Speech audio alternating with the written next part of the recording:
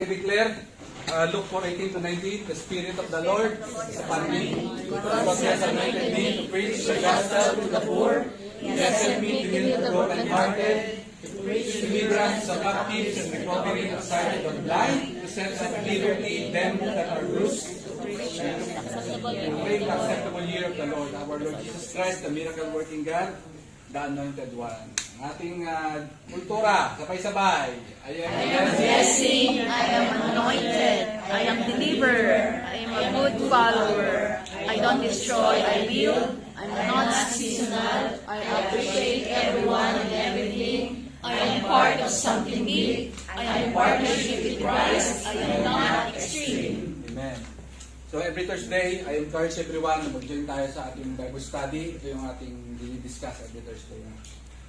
So, ang ating topic for the month of February is about love, no? And last week we discussed about yung kahit sumablay tayo, no? Kahit nadapa tayo, balik pa rin tayo sa Lord, no? Bangon and balik sa Lord. Amen? So, for this week, ang ating pag-uusapan ay mahal na araw na, Holy Week. No, cross. So ano ba yung nakikita natin pag tayo nakakakita ng cross? Anong unang pumapasok sa isip niyo pag nakita niyo yung picture na to? Simbahan. Jesus. Sacrifice. Love. No. Love. Nakikita niyo yung love dito sa cross? Yes. Amen. No? Amen. Nakikita niyo? Kasi ito yung ating pag-uusapan for today. No. The perfect love revealed. Right? So every time, sabi dito, I always thought that love was shaped like a heart, but it's actually like a cross. No? Ibig sabihin di ba pagka February, maglalabasan yung mga heart shape natin sa mga mall, sa mga school, sa lahat ng lugar, no? Na yun ang parang inaano sa ating mind, condition sa ating mind na it's all about our heart. It's all about feelings natin sa isa't isa, no? But kumbaga minsan lang natin maisip na ang origin pala ng love ay yung sa picture kanina, yung cross. Na dito i-reveal sa atin, no? I-reveal natin na yung perfect love ng God na siyang very nature ng Panginoon ang siyang dapat nating matutunan. Na hindi yung kind of love na tinuturo ng mundo. Amen? So sa ating verse for today, no? Nagmula sa 1 John chapter 4 verse 16 hanggang 21 to. No? So for today, expository muna yung ating preaching, no? I-dissect natin simula verse 16 hanggang verse 21.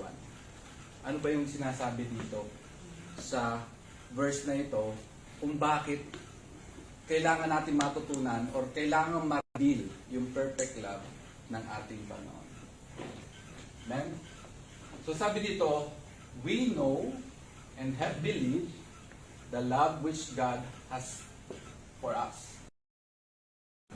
And he who remains in love remains in God, and God remains in him. Amen? So, maikli lang itong preaching na to actually. Siguro abutin lang tayo ng mga 1.5 hours. So, please bear with me. And pag kayo nauuhaw, umuhin muna kayo tubig para dire-diretso tayo. No? So, sino dito yung alam or naniniwala na mahal siya ng Lord? Taas ang kamay. Amen. Sino dito yung alam na minahal siya ng Lord? Amen. Amen? Kasi sabi dito, we know and have believed the love which God has for us. So, pag sinabing, kasi ang translation dito ng Greek ay ginosko. Nung word na know, ibig sabihin ng ginosko. Ano ba yung ginosko?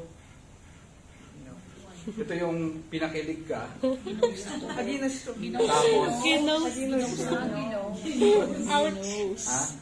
Tapos iniwan ka. Na. Yun yung ginos. Na-experience na ba yung na-ghost? Di ba? Ibig sabihin ng ginos ko is meron kang on-hand experience. Meron kang testimony talaga na naramdaman mo mismo on-hand yung love ng Lord. So again, tatanungin ko kaya uli, sino dito ang alam na mahal kayo ng Lord? Amen. Sure kayo? Meron kayong on-hand experience. Amen. Meron kayong testimony. Amen. Okay. And have believed the love. Kasi merong meron kang, alam mong mahal ka ng Lord, alam mong mahal mo siya. Pero different way yung lifestyle mo. Different way yung buhay mo. Totally different. Kasi kung na-experience mo mismo ang love ng Lord, there will be a changes, transformation na mangyayari sa buhay mo. Tama ba? Pwede ka palang merong Bible sa bag mo, pero hindi ka naman nag-meditate. Parang props lang dun sa bag. Pwede rin palang tumataas ka ng I love you, Lord. Tapos yung katabi mo, kagalit mo pala. Meron ka palang unforgiveness pa.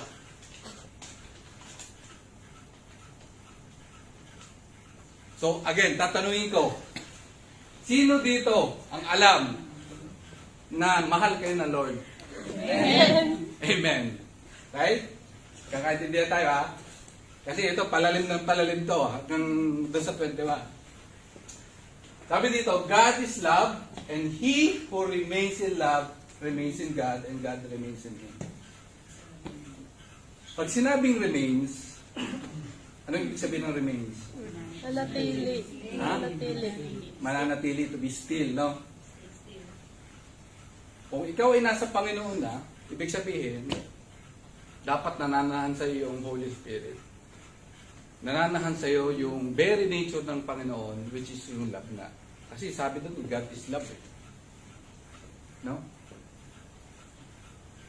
At nung tayo ay naka-experience, nalaman natin, we have an on-hand experience ng pagmamahal ng Panginoon, ng pag-ibig ng Lord, and have believed, naniwala tayo, na yung kanyang ginawang sacrifice doon sa krus ng Kalbaryo, ang siyang perfect love na dapat nating matutunan, we should remain in Him. No? Yun ang sinasabi dito ni John. No? Hindi yung mga kind of love na tinuturo sa atin ng mundo. Amen.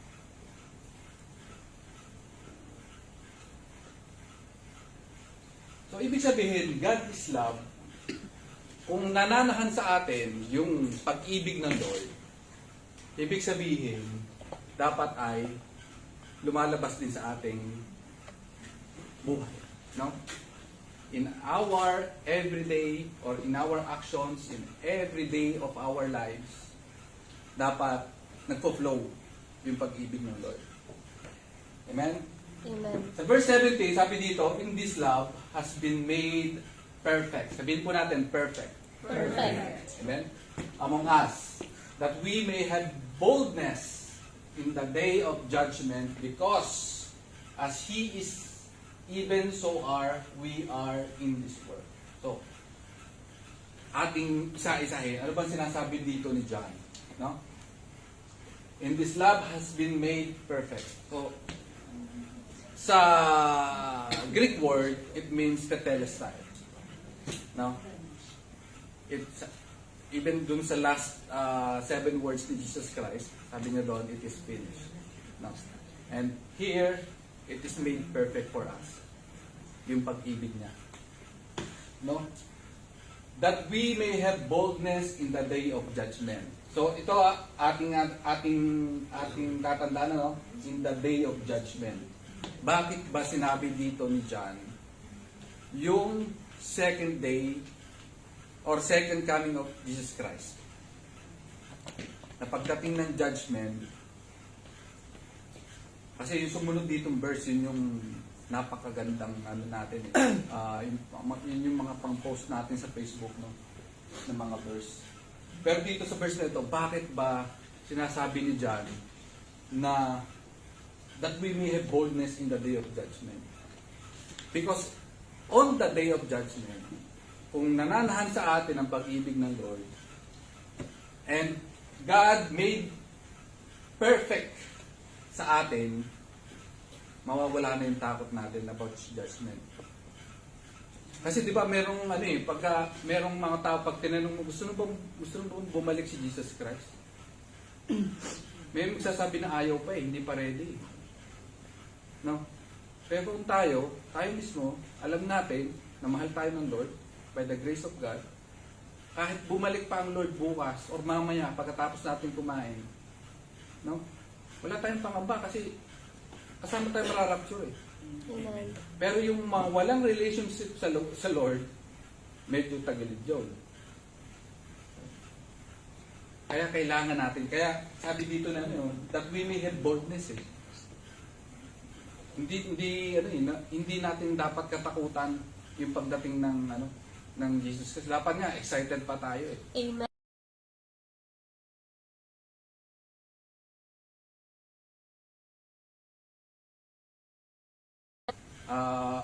Wala nang pain, wala nang sorrow. Lahat ay irarap.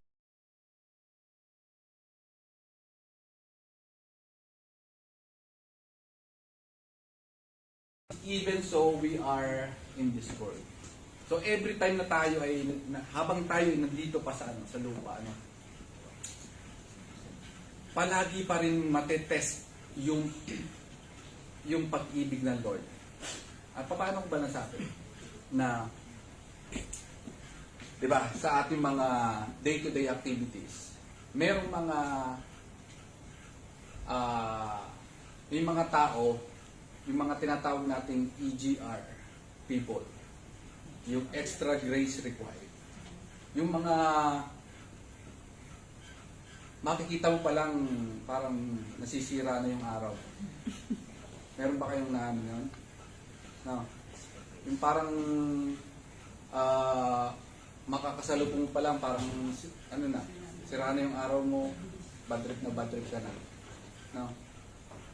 Kaya sabihin mo sa katabi mo, kapatid, hindi lang sa baboy, nakaka-high blood. Minsan sa kausap din.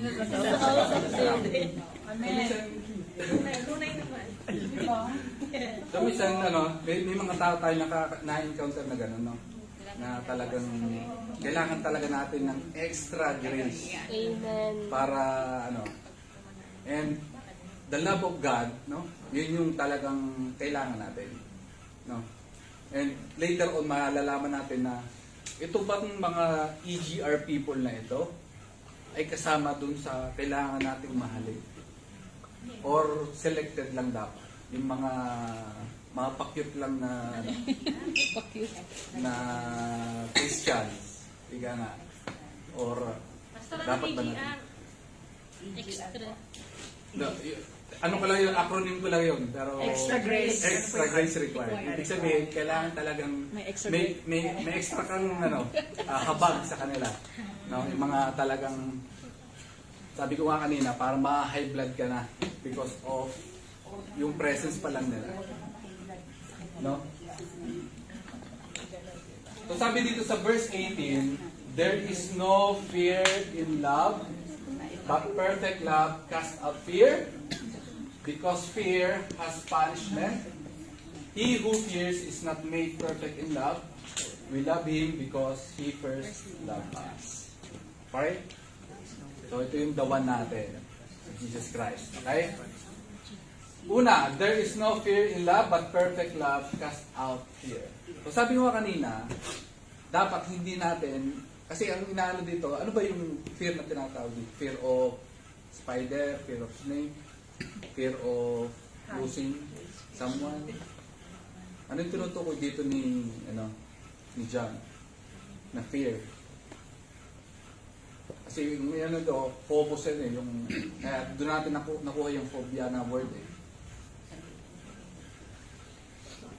Ang tinutukoy ni John dito ay yung fear doon sa judgment. Kaya sabi ko sa inyo, tandaan nyo yung word na judgment. No? Na hindi dapat tayo matakot dun sa judgment. Kasi ang iba, parang natatakot basahin yung Book of Revelation eh. Na puro mga wrath of God, puro mga pestilence, puro mga... No? And even sa atin, sa Pilipinas, no? We are worried about the big one. No? Yung lindol na napakalakas na pwedeng mangyari sa Pilipinas. Ba't tayo sobrang focus dun sa the big one, hindi dun sa the one?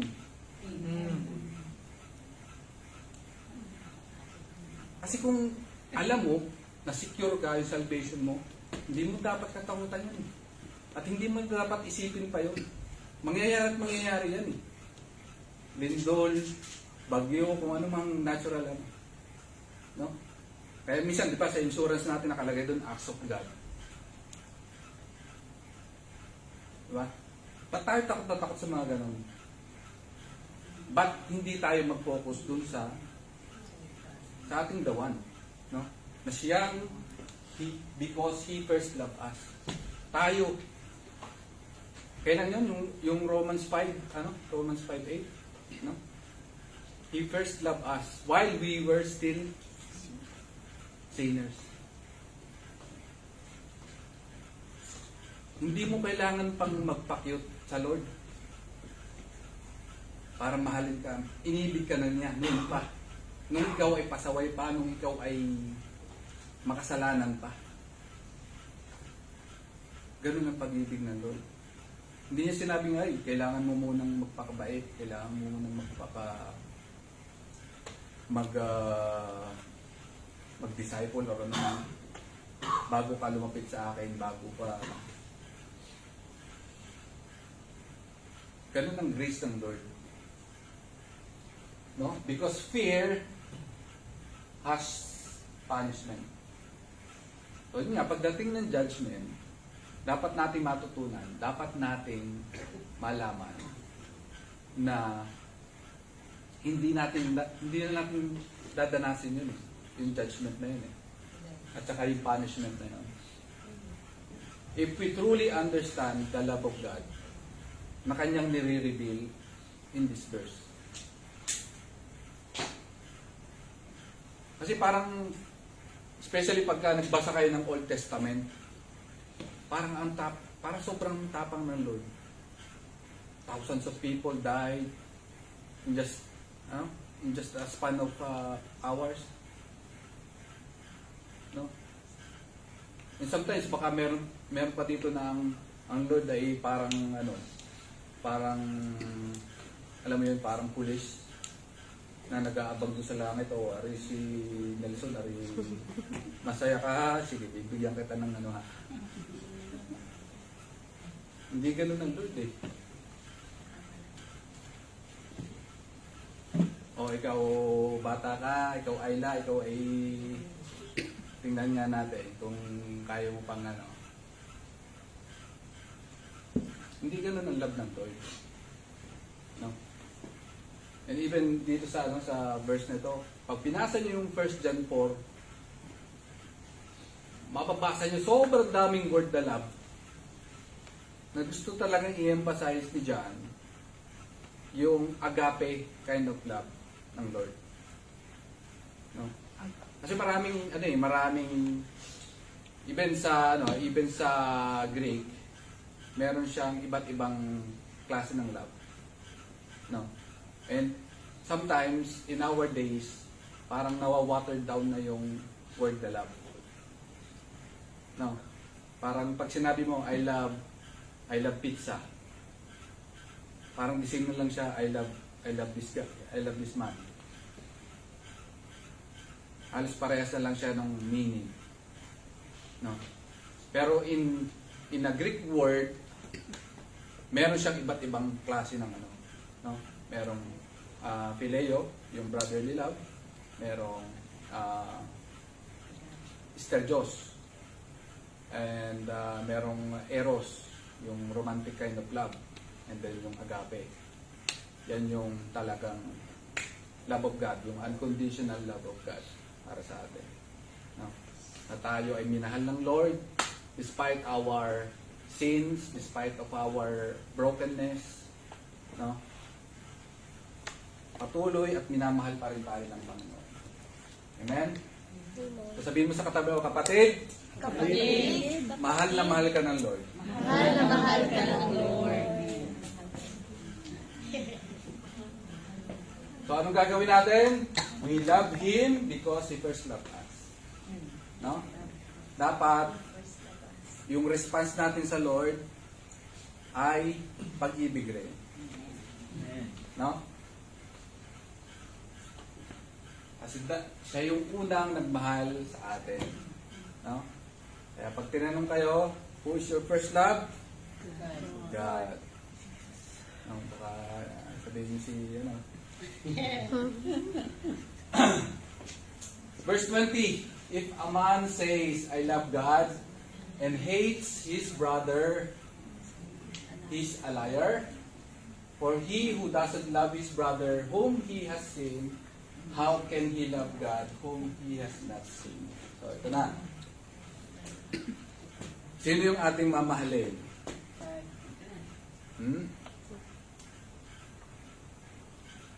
Mamahalin natin si Lord.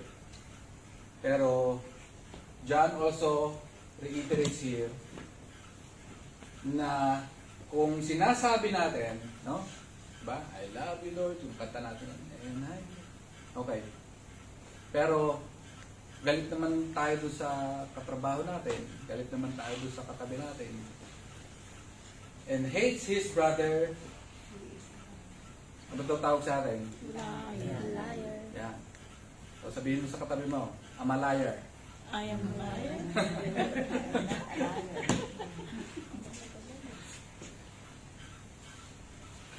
Madali natin sabihin sa Lord, I love you, Lord. Pero kaya ba natin mahalin yung mga EGR people na sinasabi ko kanina? Na pag nakita pa lang natin, dumidilim na yung paningin natin. Kasi kung hindi natin kaya mahalin yun, liar tayo. Sabi doon, liars go to yari. Pastor, sabi mo kanina, wala na dapat tayong katakutan sa judgment. No, because of the love of God. Bakit? Tatawagin mo akong liar tapos mapupunta ako sa hell. Parang unfair naman yung pastor. No? For he who doesn't love his brother whom he has seen, how can he love God whom he has not seen? No? Yung nakakasalamuha mo, yung nakikita mong tao, hindi mo kaya mahalin, how much more yung Lord na hindi mo nakikita? Because the Bible says, walang nakakita face to face sa Lord.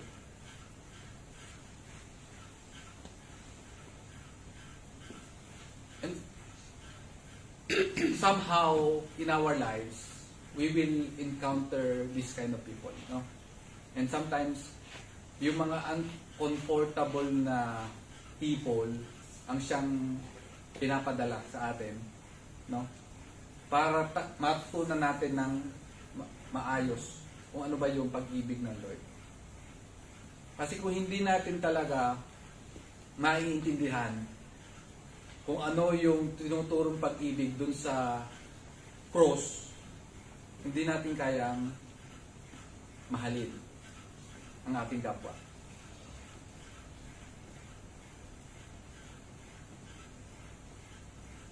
And for example, there are, diba sa sometimes may mga church, no, na hindi welcome ang mga body LGBT, no, but in our church we welcome them, no, kasi natutunan ko yun, no, during our ASOD, no, 95% ng mga gays, mga bakla, they are being molested.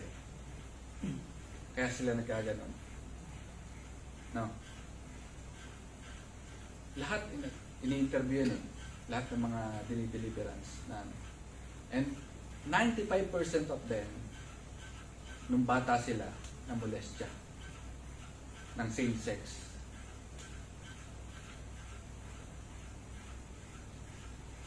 No.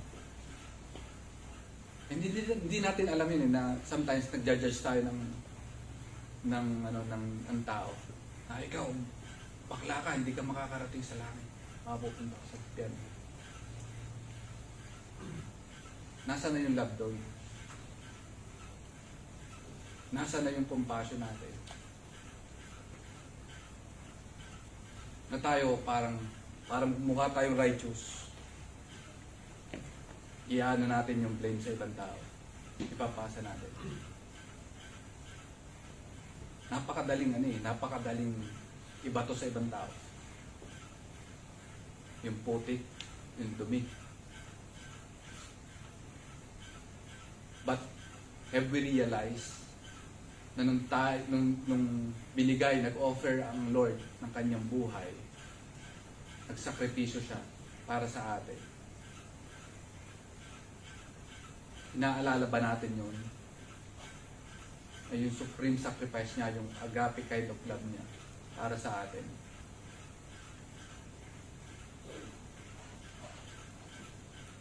And again, this is a reminder for us na dapat yung boldness natin sa pag-share ng love of God. No? Na hindi dapat tumitigil sa atin na, ay, alam ko mahal ako ng Lord. Dapat dumadalo din sa ibang tao. At kung hindi natin kayang i-share ang love of God,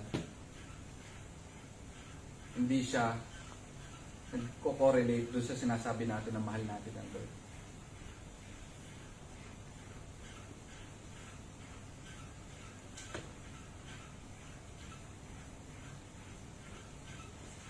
So, the last verse, this commandment we have from Him, that he who loves God should also love his brother. Okay? Again, this is a reminder na para sa atin ay kailangan natin mahalin yung mga unlovable persons. Hindi lang yung mga selected people. Kasi yun talagang given na yun eh. Yung mga circle of friends mo, okay. Pero how about yung ibang tao na until now meron pa rin grudges, meron pa rin pain, meron pa rin unforgiveness sa heart. God is calling us, no? Commandment, no? Na kailangan natin i-share ang love of God sa kanila. And again, this month, we will all discuss about the topic of love. No? And God is always teaching us, no? Forgiveness. Dami na natin topic about forgiveness. But tayo ba, no? Kasi yung ating memory natin napaka short-sighted. Ang pag-aaralan natin ngayon, baka kinabukasan limot na natin. That's why God is always reminding us, no? Magpatawad ka. Mahalin mo ang kapwa mo. No? Hanggang sa tayo ay patuloy na lumago sa ating pananampalataya, patuloy na lumago yung ating relationship sa Panginoon. And as we go back dun sa sabi dito sa verse nito, God is love and he who remains in love remains in God and God remains in him. So the more na mas malapit tayo sa Panginoon, yung proximity natin sa Lord, the more na nagre-reflect yung love ng Lord sa atin. No? Parang ano yan parang sa mag-asawa. Parang kami ni Ate Mitch, ni Sister White ko. No, people are saying na parang nagkakamukha na kayo. No, pero totally magkaiba yung mata namin, magkaiba yung No, para siya din si Kuya Sherwin at saka si Ate Jen. Nagkakamukha na rin yan. Kasi the more na nagiging close, the more na nagkakamukha. No? Parang dihado ka ata Ate Jen Parang ayaw mong tanggapin Sabi sa akin yung lubi kaya ka. Kaya nga. Pogi-pogi na Kuya Sherwin No? The same thing sa God, sa Lord. The more na tayo maging close, no? Sa Lord, nakakamukha natin ang Lord. No? Sino gusto makamukha ang Lord? Amen. Amen. No? Yun ang ating ultimate goal. No? Eh, paano tayo magre-remain sa Kanya? Paano daw? No? Constant prayer, meditation, itong worship service natin, ginagawa. No? But never tayong aalis dun sa lalayo sa Kanya. No? Always dikit sa Lord. Remain in Him. Magbabad tayo sa presensya niya. Kausapin natin siya. No? In our meditation. No? At automatic na yun. Magtataka ka na lang yung mga tao. No? Ba't itong si Nika talagang ang glory ng Lord ay talagang nagmamanifest. No? Because you remain sa presence ng Lord. Amen? At hindi mo na kailangan pang maglagay ng name tag na I love God or magpa-print ka ng t-shirt. No? Mukal na yung lalabas sa iyo kung ikaw ay mananatili sa Panginoon. Amen? Amen.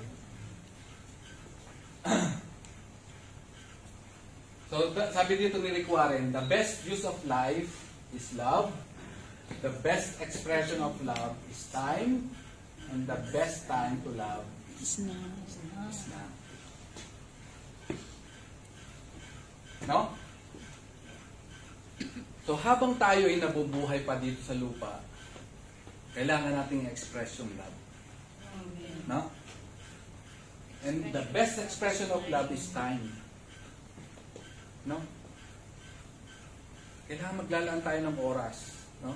Kung mahal natin ang Lord, maglaan tayo ng oras sa Kanya. Hindi yung pag tayo'y matutulog na lang, Lord, thank you, Lord. Amen. Tulog na. Yun ba yung expression of time natin sa Lord? Alam natin, tinanong ko kayo, alam mo, mahal mo si Lord. Alam mo, mahal ka niya. But, ini-express mo ba yung love mo sa Kanya? Tapos yung Bible ba natin, bino-open ba natin? O punong-puno na ng mga 2 inch na alikabok. Naka-display lang dun sa, sa cabinet. No? So, sabihin mo sa katano, kapatid, buksan mo din yung Bible pag may time. Okay? And even sa ating mga tao na kakasalamuhan natin, no? Let's give time to them, no?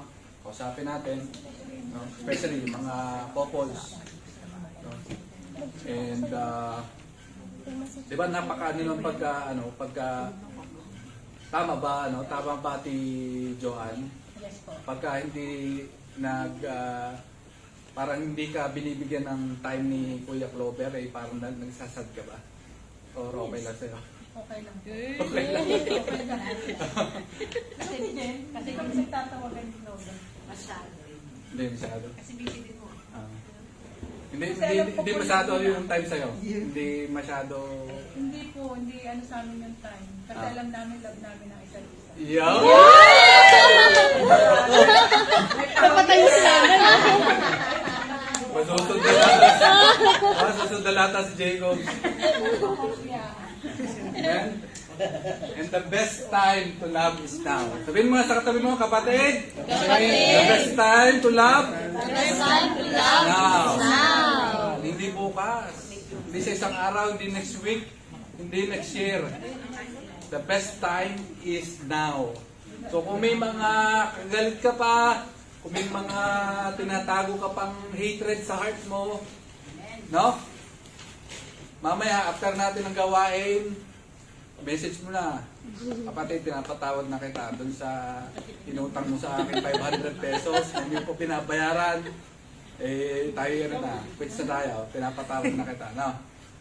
Baka yun dahil sa 500 pesos kaya inaatake sa puso dahil hindi mo matanggap na. Hindi mo nagbabayad daw. So, patawarin mo na, no?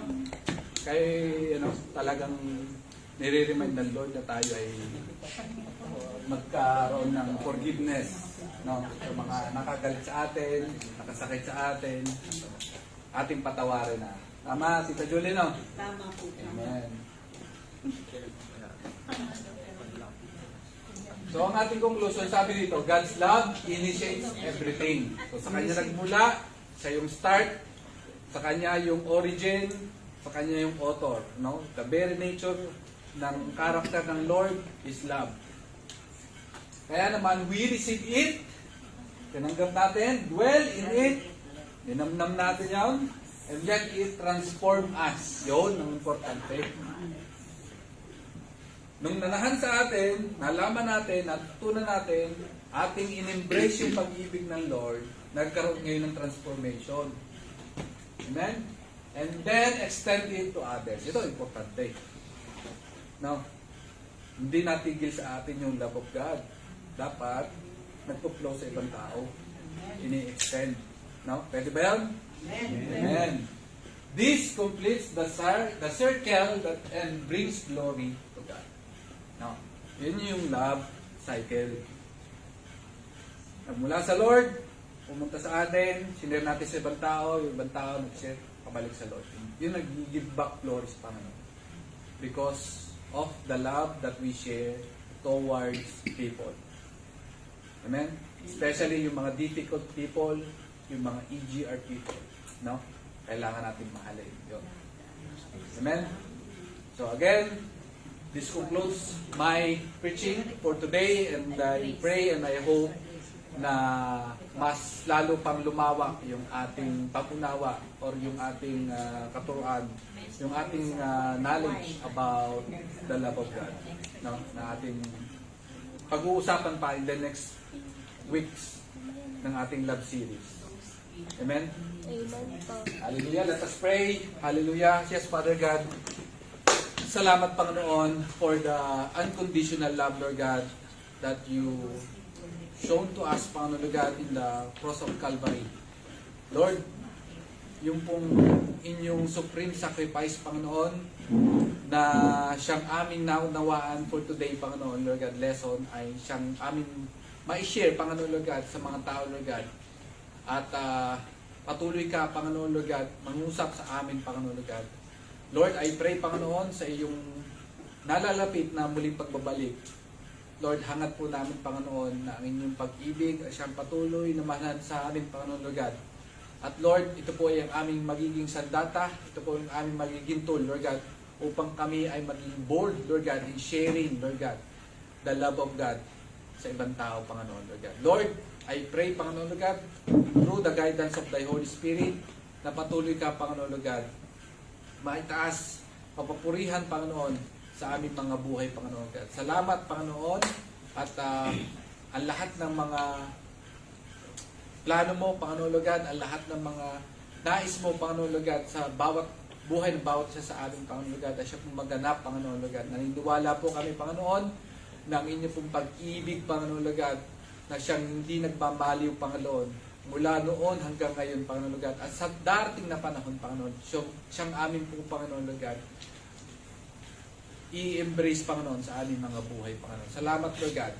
Tanging kayo lang po, Lord God, ang aming pupurihin, itataas sa aming mga buhay, Panginoon. Ito po ang aming sama-sama panalangin sa pangalan ni Jesus. Amen and amen.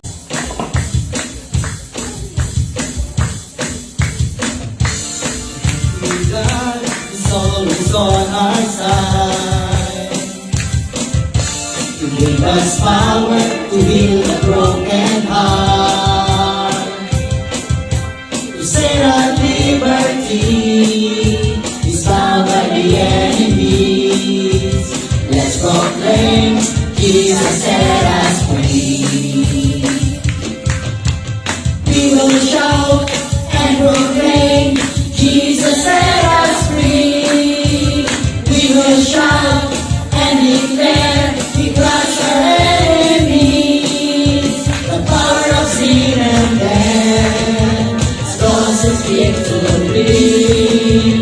We will shout, we have a victory.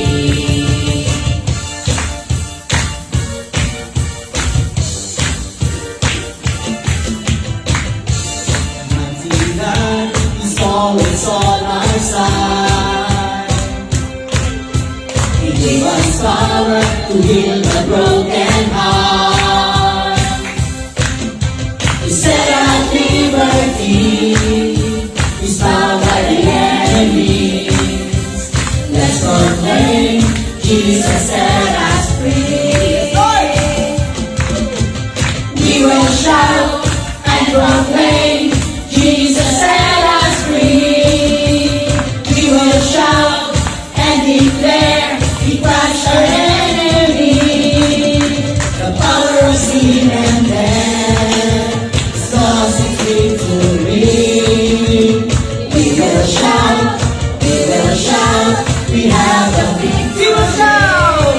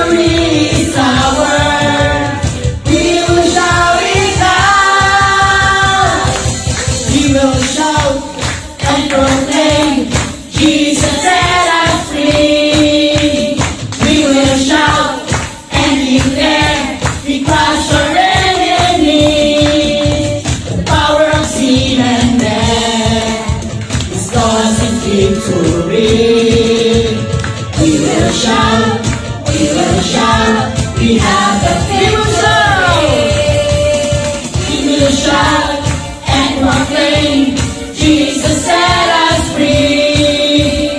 We will shout and declare, we crush our enemies. The power of sin and death has lost its victory.